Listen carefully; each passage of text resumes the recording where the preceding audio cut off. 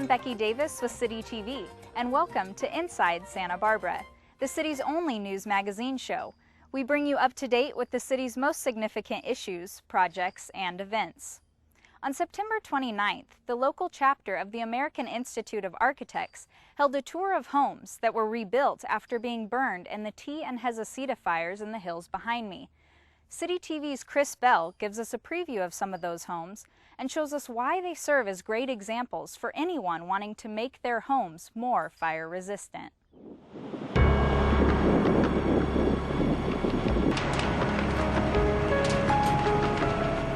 It's been over 3 years since the Hezecita and Tea fires destroyed hundreds of homes in our foothills, but many of those structures are only now being rebuilt. The reasons for the long timeline are many, but the results are dramatic.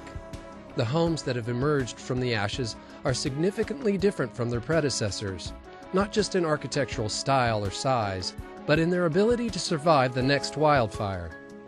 There are new standards that require buildings in these wildfire-prone areas to be more fire-resistant, but the change was equally driven by residents who didn't want to relive the trauma of losing a home to fire again. It was difficult. It was a knockdown punch. And it's something, and I'm not attached to things per se very much, but having the little nest you created disappear, it's daunting. Just kind of, shock. Not really that upset yet because I don't think it hit us for a while what it entailed and what it really meant. It was just amazing, the devastation, For the Wilson and Harlan families and many others, the beauty and serenity of the area outweighed the alternative, moving. The decision to rebuild came within 5 minutes of knowing it had burned. I think my husband called our architect and said, "I want to be at the top of your list." We love this place so much, it didn't even occur to us not to rebuild here, but I didn't want to be nervous. Deciding to stay while knowing our area's propensity for wildfire, the Wilsons and Harlans plan to build the most fire-resistant houses possible. We can absolutely count on fire coming through this area again. If it's happened that many times in the past, it's going to happen again in the future. It's not really a case where you want to pick and choose. You want to invest to the point that you can in fire resistance. Both families enlisted the help of architects who had experience with fire-resistive design and construction techniques.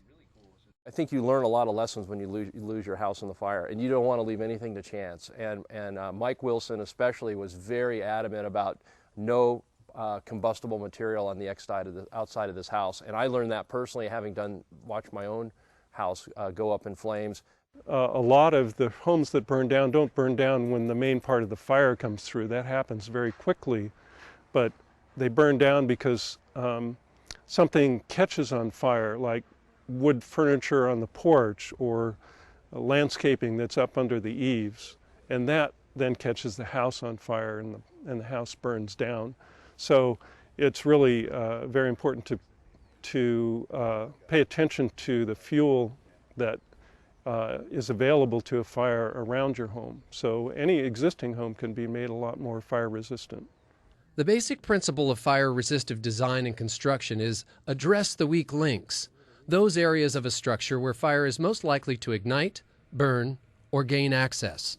With some of those history lessons that we've learned in past wildland fires, we were really able to kind of dissect these areas of a general single-family dwelling where fire has either crept in or has caused the house to catch fire. You can have a complete house that's all figured out, but one combustible access point will bring fire into your house, and you lose your whole house that way. So we've really tried to be consistent into how we applied the non-combustible materials all the way around the exterior of the house. And that means special attention given to the eaves, roof, windows, and walls. Eaves are a really important component of the fire-safe design. Literally, we get sundowner winds that blow down from right up there on Montecito Peak, and if you look in the distance, that's right where the Tea fire started. They'll blow regularly 60, 70 miles an hour downhill right down this canyon. And so how the eaves address that wind load is a really important component. So that's why we wrapped the steel finished integral color plaster right up over from the walls right out to the end, and then the metal fascia and gutter, which was an integral system, was basically designed to have minimum wind resistance, and also it's all structurally engineered to handle 120 mile an hour winds. So we're pretty much set for a major blast, which we can get some fairly significant gusts. But also if the fire comes, there's no place for the fire to actually get inside the house. This is all dual pane tempered exterior glazing, and the amount of heat that actually goes through the window is dramatically reduced from what they had before, which was all single pane windows. Of course, the roof is a very vulnerable part of the house, so this home has steel roofing. And they also found that the attic of homes is vulnerable to the embers from fires. So this home is designed with spray-in foam insulation, so there's no exterior vents required, so there's no way for the embers to get into the attic or roof space. You can use the classic Santa Barbara Spanish tile as well that we've seen. Some of the way it's installed might be a little different to kind of get rid of those concealed spaces to let any of the embers come in. But as far as siding and the kind of horizontal faces of houses, a lot of people have the older style homes that kind of have the batten board, and we've also found that there's areas that will let those embers creep in.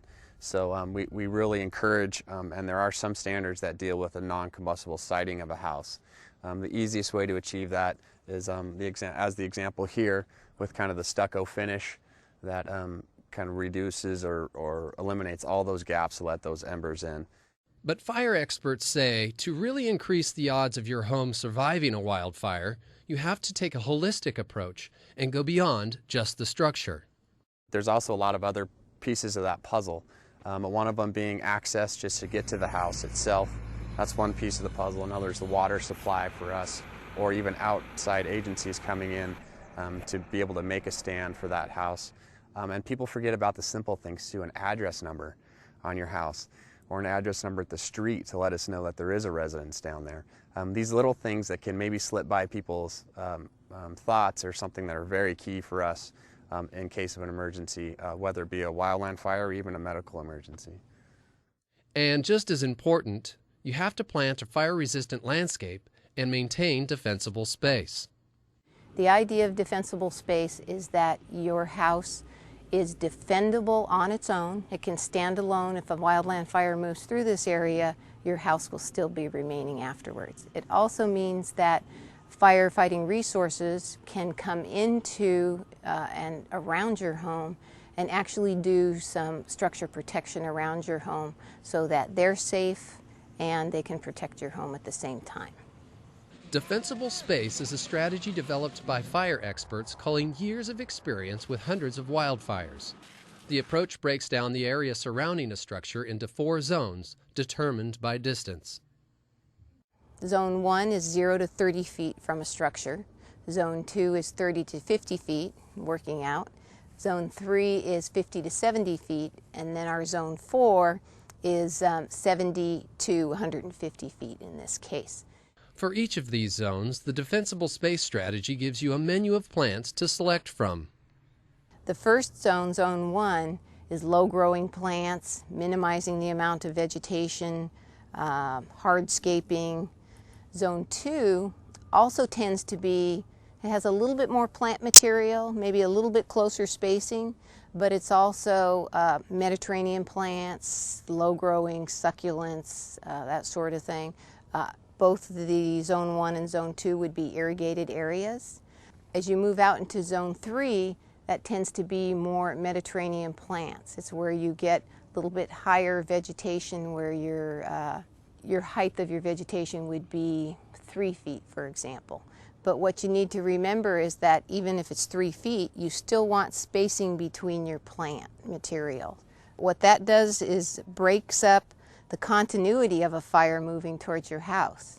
If you have a continuous amount of vegetation towards the house, you're going to have a greater intensity.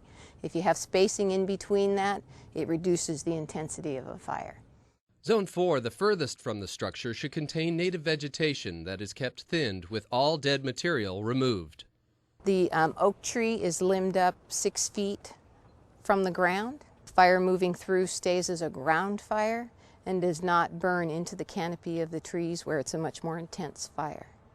On September 29th, the local chapter of the American Institute of Architects held tours of homes, including the ones we featured here, that have been built using fire-resistive construction and defensible space. Tourgoers were not only able to see how attractive homes built in this manner can be, they were also able to meet the architects that design them and the people who live in them. If you're thinking about building in town, and in fact, even if you already have a house in town, if you're in the fire zone, you really should just expect that it's going to happen. You shouldn't think, oh, you know, there but for the grace of God go I. I think, I'm going to go there. This is going to happen. Because, boy, a little bit of preparation can save you a lot of heartache. Oh, I feel like I'm in a fortress. Yep. I've had neighbors say, when the fire next thing comes, we're coming to your house. There's a lot of lessons learned from all of the fires that we've been through. We know that we are going to have wildland fire come through this area again. The benefit of having this tour is that we can share our experiences with architectural design, with landscaping design, with firefighting, what works, what doesn't work, and having that dialogue and showing people examples of that, talking about it, having the discussion is going to make us a more defendable community in the long run. This looks so cool. If all of that information is a little overwhelming, don't worry. The fire department will come to your home, evaluate its fire resistiveness, and give you suggestions on where to improve. And the best part, it's free. Just call 564-5702. Up next, City TV's Sandrine Tien has the latest on the annual Creek Week. This September, Santa Barbara celebrated its 13th annual Creek Week, a community event held to educate people about creek and ocean water quality. Last year, over 1,000 volunteers gathered to clean up over 6,000 pounds of coastal debris. Other events included nature and bird walks, tree planting, touring the UCSB Lagoon, and much more. Creek Week allows us to work with a lot of different partners. We work with the City of Carpinteria and City of Goleta and Santa Barbara County, and then a lot of nonprofit partners. And we host a week-long series of events where the community is invited to come learn about creeks, do beach and creek cleanups. It really brings people out into the creek so they get some firsthand experience and firsthand knowledge of what some of our challenges are and also what some of the possibilities and the successes are for the program. Over time, Creek Week continues to get bigger and bigger, and the programming gets better and better. So we have more people are aware of it, and so we get more attendance at events, and we're able to really have a broad diversity of events for people to choose from. Local businesses and organizations teamed up to advocate for better water quality. One local business that has been involved with Creek Week for several years is Horny Toad Clothing.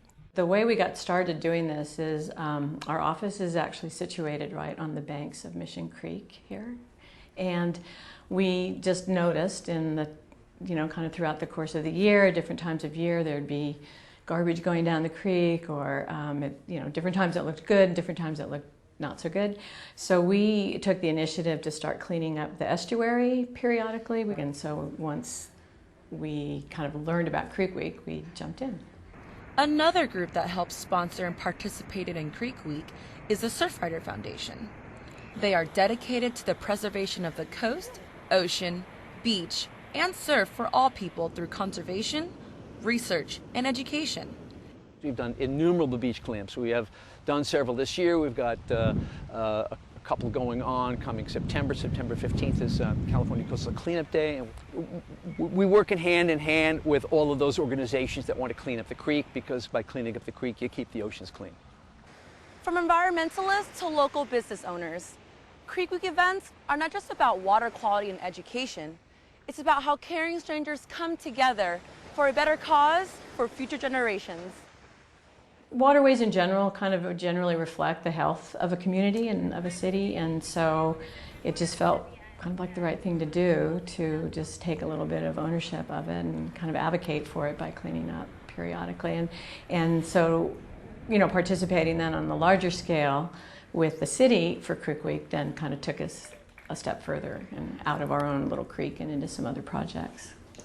Creeks are a big source of pollution, unfortunately, and so Creek Week is a fantastic event that brings together so many organizations and agencies in keeping the creeks clean and raising the public's awareness on the importance of keeping the creeks clean, because if the creeks are not clean, they're just going to dump endless amounts of debris into the ocean, and it's always better to head pollution off at the source. Here in coastal California, our creeks and rivers drain to the ocean, so any trash that makes its way through the storm drains ends up into the creeks. That carries it to the beaches, to the coastal lagoons that drain out to the beaches. And we're finding more and more trash and debris making its way into the ocean. So these beach cleanups are a really important part of helping prevent trash and debris from making its way into the ocean environment. Some members of the Carpinteria Creek Committee joined to help remove invasive species. For several years, we've been coming out the last Tuesday of every month, and we've been taking out all the invasive species like the nasturtiums here, and ivy, and there's just a whole variety of things that we take out just in order to give some ice of the plant, native plants tumbleweeds, all sorts of good things. So we can give the native plants a good start.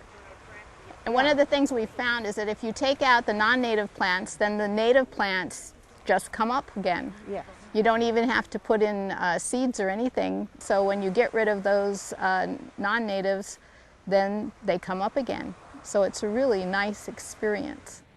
Whether you're an event sponsor, work on beach and ocean issues every day, or just want to volunteer in your community, there's a part to play for everyone. From an employee standpoint, it's very meaningful, and people here really love participating in things beyond work. I mean, obviously our business is making clothes, but really our business is about living well.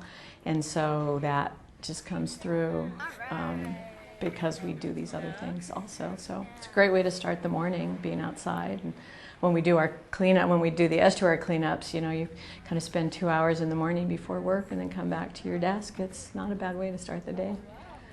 We've had a tremendous response from the public to our Creek Week events. People follow up with us with phone calls, emails, letters, all describing how much they've learned, how much they've appreciated the event.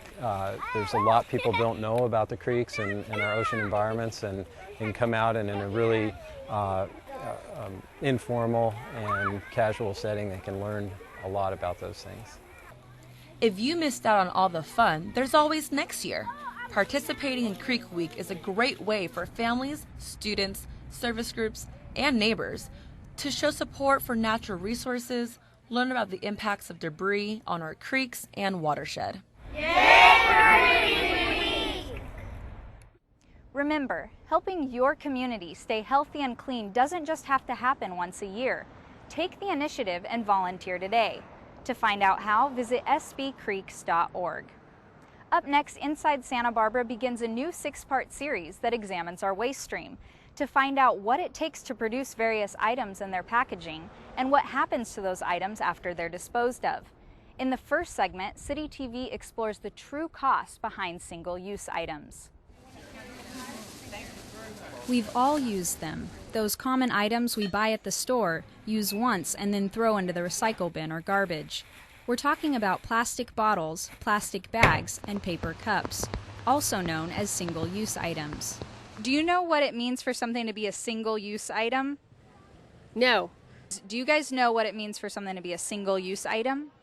It's something that you use and then throw away, right? Mm-hmm. Yeah, that's like this. A single-use item? Yes. Yeah, it means you use it one time, you throw it away. So a single-use item is something you can buy it and just use it once and then discard it afterwards, sometimes in the recycling and sometimes in the trash. But have you ever thought about what it takes to produce these items? I've never thought about it, but now that you say that, I probably a lot of money, because you use it and then throw it away and you've got to use more, and Yeah. Yeah, probably. I haven't thought about how much it costs to make it, but more so to like dispose of it, like the cost of getting rid of it. So have you ever thought about how much it costs to produce a paper cup or a plastic water bottle? No, I never really thought about it. Have you ever thought about the cost that goes into making a single-use item like a paper cup or a plastic water bottle? Well, actually, I have a restaurant, so yeah, I imagine. I don't know. I don't pay that much for them, but you know, if it's like a styrofoam cup or something like that, I'm not quite sure what it costs to make that. I know what I have to pay for them. Usually about 5 cents a cup. Principally, you're going to use 3 different kinds of resources. You're going to use petroleum to make plastic products, you're going to use fiber, which comes from trees, and you're going to probably use a combination of the 2. 3 examples of that would be a plastic bag, which is going to be a petroleum product, could be a water bottle that's going to come also from oil, and then say a paper cup, which is going to be made of wood fiber, and then it's going to have a plastic lining inside it. Let's take a look at the plastic bag, an extremely common single-use item. Most plastic bags are made from petroleum and gas, which are non-renewable natural resources.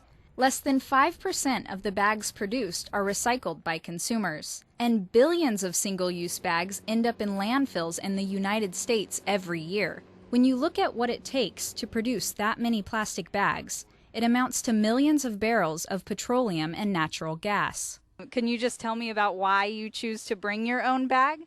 Well, because although you can use the plastic single-use once or twice, they're not durable, and then they just go into landfill and they don't biodegrade, so this is better. In fact, recycling the plastic takes 85 times more energy than the original production of the bag. And what about the extremely common plastic water bottle? There's actually a really interesting story behind any single-use product. If it's a plastic water bottle, and say it's a Fiji water bottle, that plastic was actually shipped to Fiji, where it was blown into a bottle in the shape we see, filled with the product, and then shipped to us. It could be made in LA, it could be made anywhere in the world, and then shipped to its final destination.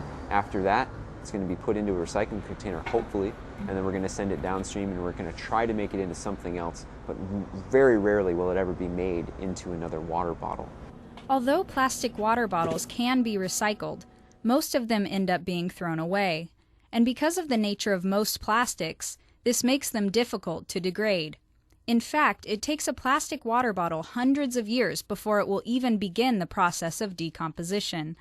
So we know what it takes to produce plastic, but what about paper products? Believe it or not, the paper cup has many of the same environmental challenges as the plastic cup. Trees are the primary source for the production of paper cups. For a paper cup with a plastic lining, it's going to start in a forest somewhere. Very, very little of our timber is actually sustainably harvested and farmed. Most of it's going to be coming from a forest in Canada or the southeastern United States or overseas. It's going to go to a paper mill. They're going to turn it into a paper pulp and then press it into a cup, and then they're going to line it in plastic. After that, the vast majority of those are going to go into the trash, and then we're going to bury those up at Tehiguis landfill, where they're going to sit there for thousands of years. Wood is used not only to make the paper for the cup itself, it is also used to fuel the manufacturing process. It takes 12 times as much steam, 36 times the electricity, and twice as much water to manufacture a paper cup versus a reusable plastic cup. So when we talk about costs with single-use products, there are the costs we pay and there are the costs we don't pay in our modern society. The costs we pay are when we buy a coffee to go. We're paying an extra 5 or 10 cents in that cost for that cup because that business has to pass that on to us. And then we pay for it in the end. We pay for it when we dispose of it. If it's at home, you're paying for garbage service, business pays for garbage service, and then we have it put up in the landfill. And then we pay for 40 or 50 years after that just to manage it in that landfill, and that process continues for a very long time. We still pay for landfills we stopped using in the 70s in Santa Barbara, so that process continues. The bottom line is, single-use items are convenient, but resource-heavy to create and to recycle. I think convenience is a wonderful aspect of modern society, and there are certainly times when I use single-use items. I think the difference is when people say to themselves, is this a time when this really benefits what I'm doing? This convenience is necessary? Okay, that's justified. But very often I think it's a slippery slope, and we just find convenience is the only thing we're trying to address. and I think single-use items are overused, and as a result, we're cutting down forests and mining out places we probably don't need to for something that we could have changed a habit pretty easily with. Stay tuned for the next episode as we take a ride with Marburg to journey further down the waste stream. We'll be right back with more Inside Santa Barbara. Oh, periscope. Can't see anything. Sir, the crew is concerned about the amount of disposable bags we have on board. I will not hear of such things. Flood torpedo tubes. Flood torpedo tubes. Fire torpedo! Fire torpedo! Sir, it's a misfire. Disposable bags are jamming the tube. Captain, we've got to get rid of these bags and start using canvas reusables! Mister, I will not hear of this talk of treason. All ahead full, right full rudder. All ahead full, right full rudder! Engineering, what's going on down there? Sir, we've been sabotaged by disposable bags!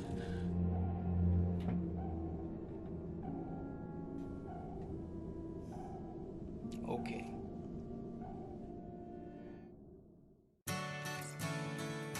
Minutes away. Hours of fun. Explore new worlds. Grab a bite. Have a blast. Catch the fun. Stearns Wharf. Playing near you. Welcome back. The El Estero Wastewater Treatment Plant treats wastewater from the entire city 24/7, 365 days a year. Getting so much use, it's understandable that equipment periodically needs to be replaced. Up next, we take a look at the latest replacement project at the busy facility. Did you know that on average, each person in the city of Santa Barbara produces 120 gallons of wastewater per day? Each house or business has a sewer pipe that is connected to a network of underground pipes and pump stations, which carries the wastewater to El Estero Wastewater Treatment Plant. The City of Santa Barbara's El Estero Wastewater Treatment Plant is committed to protecting our environment and public health and safety by maintaining an efficient and effective wastewater treatment facility. As parts of the treatment plant age, needed repairs are made. The El Estero Treatment Plant was built as a part of the nation's response to the Clean Water Act that was approved by U.S. Congress in the 1970s. And literally it provided a substantial upgrade to the level of wastewater treatment that was provided here in the city of Santa Barbara. The first part of wastewater treatment at El Estero involves a process called preliminary treatment. Here, the incoming wastewater is screened to remove large materials, including wooden sticks, toilet paper, plastics, metals, and other materials that are solid and larger than a ½ inch in size. After the incoming wastewater is screened, it undergoes grit removal. Grit removal removes even finer particles, providing cleaner wastewater to be further processed in subsequent stages of treatment. The Headworks project is your first process of treatment for the wastewater. So Headworks removes all large debris from any storm or sewer inflow. Because the solids take longer to decompose, they can cause problems affecting the quality and manageability of the overall treatment process. Since modern wastewater treatment is a complex and heavily regulated process, it is important for the treatment plant to follow a strict program of regular maintenance and upgrades to its various wastewater treatment systems. A lot of our systems are coming to their life cycle end, and so this is the single point of failure, and if we don't start replacing these items, then we have some major complications. The treatment plant currently is in its 30s, almost 40 years old. A lot of the initial construction has served the community very well, but there is no facility that can operate continually as the El Estero Wastewater Treatment Plant does without being continually upgraded. A replacement design is challenging because 1, the area where the screens are located is limited in space and in a critical location at the treatment plant, and 2, the replacement project will occur while wastewater continues to come in. It's pretty straightforward. The difficult part is that some of our existing augers currently are breaking down on a weekly basis. So it's kind of imperative we start getting the headworks in and start functioning as soon as possible. And that means major replacement of moving parts, metal machinery, process units that only last or are designed to last anywhere from 10 years to 30 years. It provides an environment in which we constantly need to be assessing what the condition is of all of our equipment in the wastewater treatment plant and ensure that we replace it and renew it in a timely manner. A strict timeline has kept the Headworks project on course and on time. Lots of planning has gone into this project. This project has been on the books for probably about 5 to 6 years, so this hasn't been an overnight. Luckily, we have a great contractor, and they provided actually a better alternative to bypass, and it kind of working out for all of us. Well, the staff at the El Estero Wastewater Treatment Plant have spent the last several years doing a system-wide condition assessment of all the major unit processes here within the wastewater treatment plant, all the moving equipment, all the machinery, all the pumps, pipes, and from that have developed a condition rating so that we know which part of the treatment plant, which parts need the most help now. And so the goal of that condition assessment is to help us prioritize for the next 5 to 10 years what major work we need to do to renew the component parts of the wastewater treatment plant so that we don't have to do everything at once. The screen and solids removal system project will cost $3.9 million. We have to put in new, almost identical electrical that's going in to run the new equipment, but we can't shut down at any time. So when we transfer over to the new bar screens and to the new headworks, it needs to be instantaneous. Additions in the first phase will include automated controls and SCADA integration, a wireless system that can be monitored and controlled from anywhere in the world. So it's our master control system, so we can operate from anywhere in the plant, and if something were to break down, we are able to shut down and then run something else in an instant. The rehabilitation project is phased so that customers won't experience any effects to wastewater service. It's unrealistic that we would be able to come in and spend millions of dollars all in 1 year to fix or renew everything at once. So through this process of prioritization, we're able to spread out these replacement and renewal needs over a long period of time, say 10 years, so that every year we're doing something that consistently ensures that the wastewater treatment quality is what it needs to be to comply with our federal regulations and to be successful in providing the needs for the community. The project should be complete by the end of this year and is part of the city's ongoing maintenance and upgrade to the wastewater plant. This summer, the city's Parks and Recreation Department offered 2 programs to youths that live in Santa Barbara's lower economic neighborhood. Up next, we take a look at what these programs did that had such an impact on the kids who participated. There's either vitamin A, vitamin C, or fiber. The summer sun shines on these Franklin Elementary students. They are busy harvesting the fruits and vegetables that they helped to plant at the Yananali Community Garden, under the guidance of Parks and Recreation's Neighborhood Outreach Services staff. What we're doing is we're exposing them to organic, healthy nutrition, keeping them fun, busy with activities in the community gardens. And they have been planting tomatoes, zucchini, cucumbers, carrots, you name it. And the majority of them absolutely love it. One little girl actually told me that this was her home.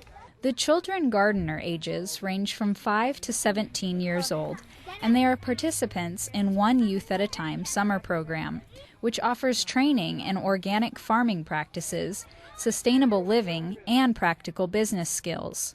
The Franklin Elementary students meet every Friday at the Yananali Garden in the East Side community of Santa Barbara. This is a pilot program that we started at Parque de los Niños on the other side of town. And we've been doing that pilot program for about 3 years. And over that period of time, we've mentored about 100 kids. It's allowing me to see the familiar faces in the neighborhood, get to know them and their parents, and let them know that we're there to assist them whenever we can do, because we also do a food distribution program.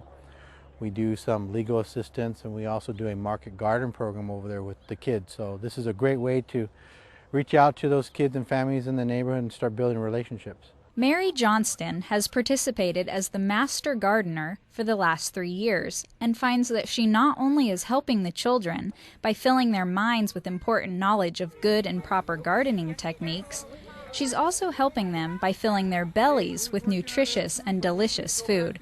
What they learn is where their food comes from. And that's so important because in this day and age, a lot of times they go to the grocery store with their parents and all they see is packaged goods and they think that's where their food comes from. They don't see that it comes from a source, the ground.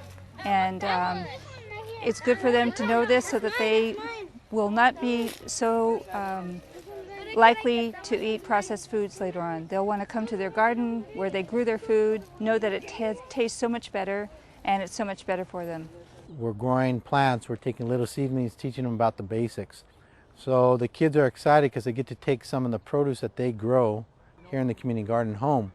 And the parents are calling me saying, I didn't know that you guys had this program and how much is it costing? Well, it's part of our outreach services with Neighborhood Outreach Services to reach out to those kids and families, say, hey, this is what we're doing. We're trying to build a relationship with you, and eventually, you know, we're trying to derail some of those kids from getting into trouble. Other parks and recreation services include environmental cleanup and food distribution projects involving at-risk young men and women. We have an apprenticeship program where we can put teenagers to work up to 150 hours of on-the-paid job training within the city at minimum wage. We have volunteer services where those teenagers can come out here and work with me one-on-one with the kids. They can get their community service hours from the schools. So it's a great way of really working and showing that we're trying to use a best practice approach to dealing with some of the problems in the community. And I like to get stuff from my dad, like bell pepper and zucchini. This is what we got today. I got this. Ariana got lots of stuff, like some for her grandma and some for herself. And limon, which is really good. That's what my dad loves the most. Come on in. Another summer program created to beat the heat is free swim lessons at the Los Baños swimming pool. Well, I went to the Friends of Los Baños and I asked them if they were willing to fund the staffing cost for a program. What we're basically trying to do is we're trying to target third grade age children and just basically teach them how to swim. So children that are coming from typically a lower income background who couldn't otherwise afford swimming lessons through our programs. Most of them are non-swimmers or are just beginning swimmers. I like the water because, you know, I want to know how to swim I could go in the water and swim better. It has been a very successful program.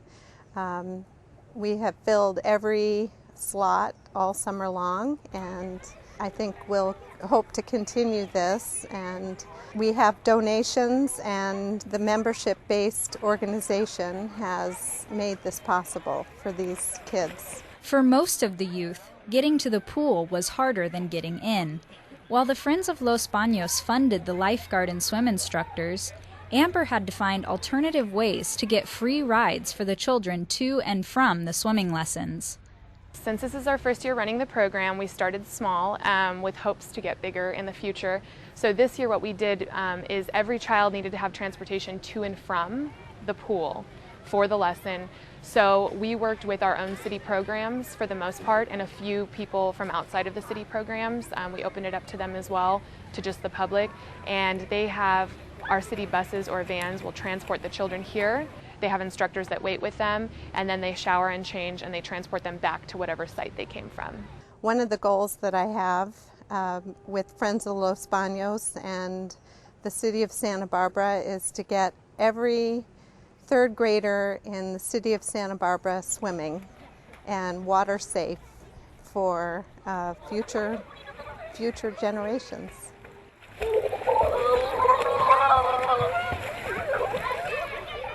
For more information, visit sbparksandrecreation.com or call 564-5418. Well, that does it for this episode of Inside Santa Barbara. If you have questions or comments about the show, you can give us a call at City TV at 564-5311. You can also watch the show online at citytv18.com. I'm your host, Becky Davis, and remember to get involved inside Santa Barbara.